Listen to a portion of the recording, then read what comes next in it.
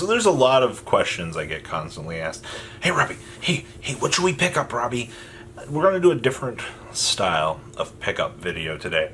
We're going to be talking about some collector stuff on the market that I think will have long-term effectability on the game, and honestly, some side notes for competitive play as well here. So show some love on this if you guys want this series to continue.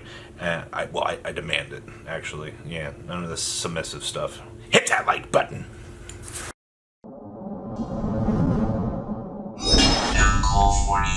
Alright, so the first thing we're going to be talking about here is the Dark Magician Girl Lost Art promo. And I've actually had a lot of discussion with you guys on the Lost Art cards. Go to your locals right now. I'm sorry if your locals is closed and you can't get these. Mosey on over to eBay. They have, I've seen a $30 to $40 price tag on these at this point. Don't play dumb. You know these are going to go up. Alright, like a lot of the standard Lost Art market at this point in time, a lot of this stuff will maintain some sort of crazy value. It's really interesting though when you look at the Lost Art market and you're like, wow, like sealed cards are so much money. Oh well, I don't care. I opened my Monster Reborn. Teehee. Like, I just lost $10. Sure, whatever. And then you got the other half of the player base. It's like, what do you mean it's not sealed, kid? I don't want that. So yeah, there's a lot of extremity in this. But I am telling you now that from here, that this card will be worth something. The player base eats Dark Magician Girl up, and if you have some of these and you don't want to get rid of, or you want to get rid of them, you know, come holler at me, alright? I'm always buying.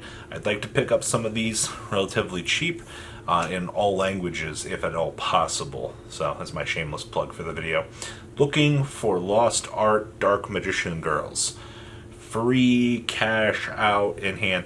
Actually, I'm still looking for a few other Lost Art cards too while we're on that subject. Still need some of the offerings to the Doom, some of the other trash ones. So if you have any of those, reach out to me. I mean, it's not like the offerings to the Doom are worth real money anyway at this point, but just for collector's sake, I wouldn't mind having some of those. So, but prepare to pick up those.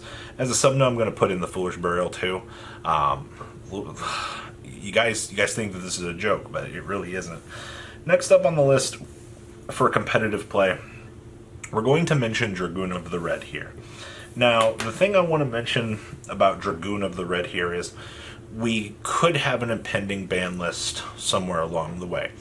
I'm not going to say, you know, go crazy and pick up 3 Dragoons. It's like, oh my god, Robbie said pick up Dragoon. I'm going to go buy all of them. No. I said have one. If they really want to mess around with Dragoon at the moment, they put Red Eyes Fusion to 1. Nothing changed. Alright? Yeah, you can, I guess you could still play 3 Dragoons if you're playing Pot of Extra in Subterra Guru, which is like the one variant that it really matters at this point in time. But I will say this, alright, and take it with a grain of salt how you want. Dragoon is one of those things that I'd want to have. Now, on the opposite side, you have the Numeron engine, which, because Zexal exists, I'm not like, oh, gung-ho, go buy Numerons. No. I think, unlike, you know, Dragoons, I think the long term here is Red Eyes Fusion goes to 1. We keep it as a card in the format, objectively. Meanwhile, you know, you go after Eldritch, or you go after Numeron, you kind of take away a little bit of the flair and spice. I mean, Zexal is like the thing that makes that deck go burr. But at the end of the day, if Konami really wants to take care of this, unfortunately, you know, once Zexal's gone, the engine will go down anyway, so you will have the chance to pick it up. But for all purposes right now, I would make sure that we have a singular Dragoon of the Red in hand. That way, I don't have anything to worry about. Alright. Number 3 on our list here is the Slifer Funko Pop. Now you're like, this is a Funko channel now? Yes. Yes, we are. I've dabbled in the Funko market for a little while. I did some crazy buying ages ago. And I know that Slifer is a common. Now, from what I heard from collectors and other people, what was it? Target's got 9 to 10 in. I was told from a couple of people. Don't quote me on that. Could be different from region to region. And they also could re-wave it. Blah, blah, blah, blah, blah. But what I've seen with the Yu-Gi-Oh! Funko Pops, even in like common form, is these things, they do things. They fluctuate. What was it? The Dark Magician Girl one ended up being worth a decent amount over time. It's very interesting just how reflective this market is. But Yu-Gi-Oh! Collectors need to know that, hey, the Cypher Funko Pop is out. It is circulating. It is available at Target at a decent number. Just because it says available on the website doesn't mean that they're in stock at the store. I actually had a friend of mine that went to a store that it said in stock, and they're like, sorry about that, Chief. You know, we didn't have that. Website lied to you. So at the end of the day, collector's market, Funko Pops, I guess there is some resellability here, but at this stage, if this is something that you want to pick up, don't dilly-dally, all right? A lot of places are already selling out of them. If you're lucky enough to find that holy grail, do it, all right? Take hold of it and never, ever let it go. I need to find one myself, actually, because my entire region is out of them already. Great, isn't it? Next up on our list of crazy adventures is actually going to be Gamma. You're like, wait a minute. Really, Gamma? Yeah. So they were very cheap. You could have bought a playset for $1.50 plus shipping. Now, Gamma has been crazy, this format. During your opponent's turn, you just simply put 2 walls on the field, alright? Easy peasy. On your turn, you get 3,500 points of damage through this, 2 monsters to link climb with, or a Krishra and Halifibrax, alright? That is crazy, alright?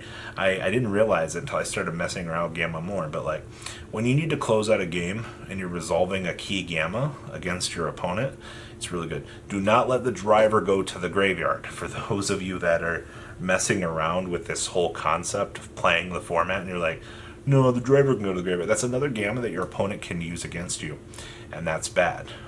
Reusability of card effects is a no-go there, champ. Alright, do not let the second Gamma ever resolve unless you're attacking for game over the stuff, and then in which case that's fine. Alright, but at this point, I'm going to be honest with you. I picked up, I think I've got 60 playsets of Gamma on the back burner. It's way more than a normal person has. But I was seeing these cards at 10, 20 cents, and I'm like, nah, man, no. We're not playing that game. They're already, I saw them yesterday sitting about $1.40 a piece on the rares. And I'm like, we're not playing that game. We're just going to go ahead, take care of them, and I'm not going to have any issues with this whatsoever.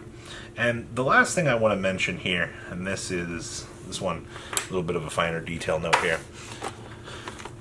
I'm still going to say the Sacred Beast structure deck. And you're probably like, what? What do you mean? Long-term value on sealed product and the possibility. I still think this deck has potential. I've seen a couple stray reports where the Sacred Beast did something at a couple locals. Not amazing by any stretch of the imagination, but don't get me wrong. I think it's cool when you see rogue decks like the Sacred Beast here doing something. Now, in terms of long-term value, let's look at the structure deck. You have 3 of the most iconic monsters, Bing, Bing, Boo, all on the front of the box. Available in first, in a shield structure deck format. Alright? 3-4 years from now, they're going to go to the moon, as a vintage values man once told me. So, I would make sure that in the very least, I have a playset of things from the structure deck. Honestly, the deck's a lot of fun to play. It's not amazing. I mean, it's definitely in the tier 2 category for sure for Rogue, but it's fun, man, and you gotta respect the hustle out here for this. This was really cool in design, and I like this a lot.